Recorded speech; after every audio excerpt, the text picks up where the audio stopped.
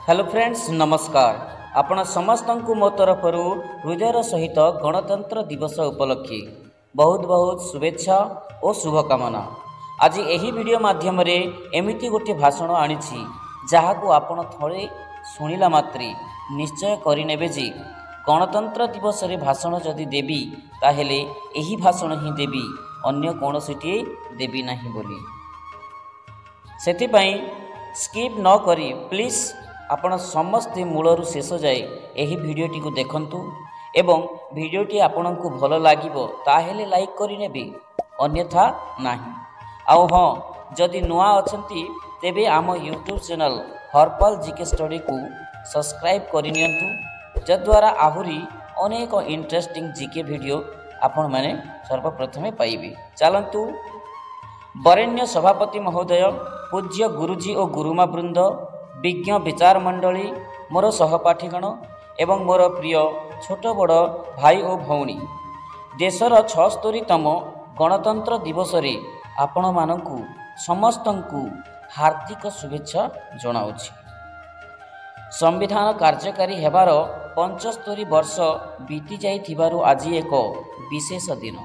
आज सर्वप्रथमे मु देशर समस्त महान नेता एवं स्वाधीनता संग्रामी को प्रणाम एवं श्रद्धांजलि जनाउछि, जो माने एक स्वाधीन सार्वभौम एवं गणतांत्रिक राष्ट्र रे बंचिबा पई निज जीवन को बलिदान देइथिले। एही लोक माने देशर स्वाधीनता पई निज जीवन को बलिदान देइथिले। यहा व्यतीत मु सही साहसी सैनिक मानंकु मध्य सलाम करुछि, जो माने सीमारे निज परिवार ठारू दूर रे रही कठिन परिस्थिति रे भारत को सुरक्षा देउछंती एवं शहीद होइछंती।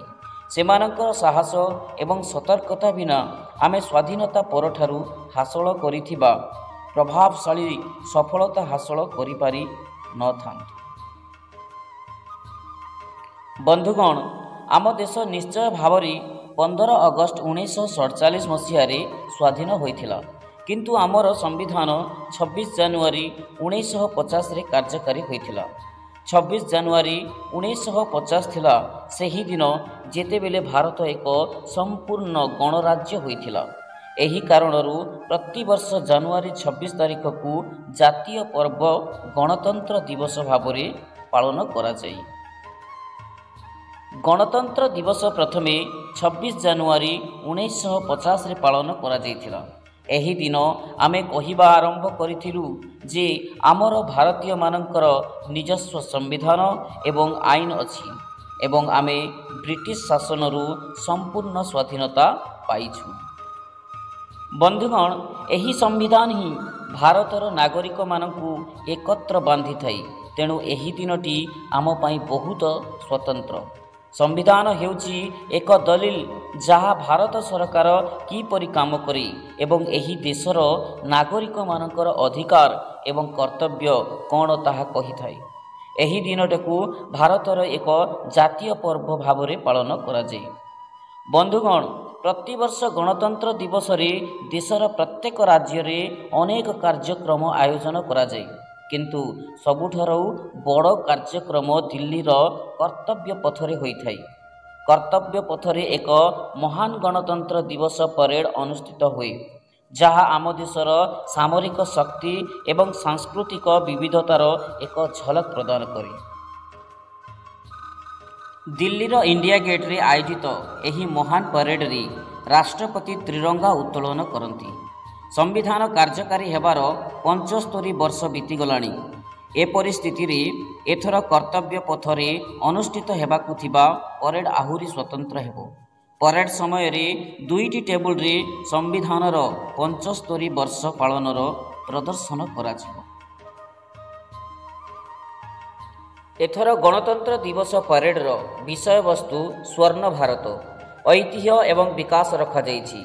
एही वर्ष स्वर्ण भारत, ऐतिह्य एवं विकास विषय वस्तु पर आधारित विभिन्न राज्य, केंद्र शासित अंचल एवं केंद्र सरकार मंत्रणालय एवं विभागरू 31 सारणी अंशग्रहण करिबे। परेड रे मुख्य अतिथि हेबे इंडोनेशियार राष्ट्रपति प्रबोवो सुबियांडो।